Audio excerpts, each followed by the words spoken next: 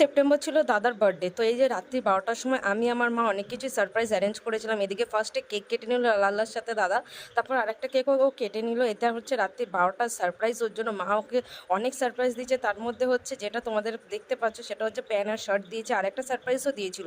সেটার জন্য দাদা মাকে এত জড়িয়ে ধরেছে, কারণ এটা ওর অনেক দিনের ইচ্ছে ছিল। তো কখনো যদি পসিবল হয় নিশ্চয়ই আমি তোমাদেরকে দেখাবো। আর এদিকে দেখো মা আর দাদার ভালোবাসা দেখে কত না ভালো লাগে। तू कितनी अच्छी है, तू कितनी भोली है, प्यारी प्यारी है। ओ माँ,